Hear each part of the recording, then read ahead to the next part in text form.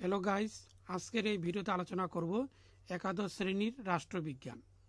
এই প্রশ্নটি হলো সর্বাত্মকবাদের দোষ বা অসুবিধাগুলি আলোচনা করো।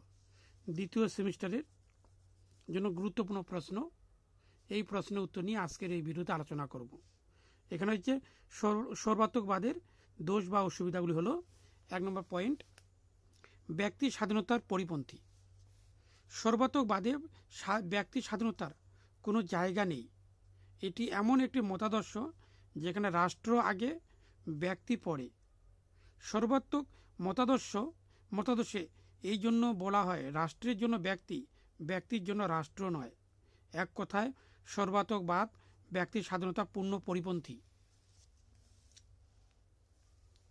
2 নম্বর পয়েন্ট, সর্বাত্মকবাদে ব্যক্তিতন্ত্রী গণতন্ত্রে সম্পূর্ণ বিপরীত এটি একটি মতাদর্শ। গণতন্ত্র হলো জনগণের শাসন, অন্যদিকে সর্বাত্মকবাদ হলো স্বৈরাচারী শাসকের শাসন। সর্বাত্মকবাদের শাসকের কথাই শেষ কথা।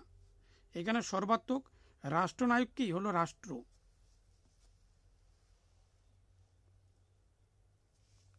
3 নম্বর পয়েন্ট, একদলীয় শাসন। সর্বাত্মকবাদে একটি মাত্র রাজনৈতিক দল থাকে, অন্য কোনো দলের অস্তিত্ব এখানে কল্পনাও করা যায় না। এর ফলে জনগণের মধ্যে রাজনৈতিক চেতনার বিকাশ ঘটে না। সেই সঙ্গে একদলীয় যাবতীয় সিদ্ধান্ত মাথা পেতে নেওয়া ছাড়া আর কোনো উপায় থাকে না।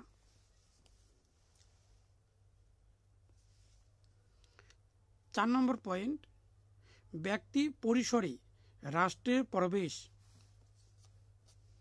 সর্বাত্মক রাষ্ট্রের সবচেয়ে বড় ত্রুটি হল ব্যক্তির নিজস্ব পরিসরে রাষ্ট্রের হস্তক্ষেপ। এমনটা আর কোনো রাজনৈতিক ব্যবস্থায়, এমনকি এক ন্যায়তন্ত্রেও দেখা যায় না। 5 নম্বর পয়েন্ট, সৃজনশীলতার চরম শত্রু।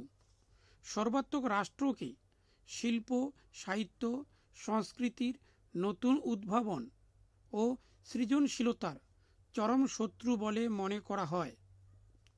এখানে সব কিছুই যেহেতু সর্বাত্মক রাষ্ট্রনায়কের দ্বারা নিয়ন্ত্রিত হয়, তাই শিল্প সাহিত্যকেও রাষ্ট্র সর্বস্ব করে গড়ে তোলার চেষ্টা করা হয়।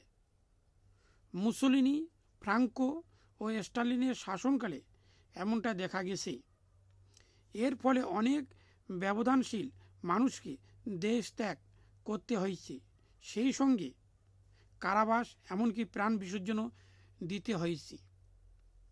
সর্বশেষ বলা যায় যে সর্বগ্রাসীবাদ শুধু যে মানবতার শত্রু তাই নয়, মানব সভ্যতারও শত্রু।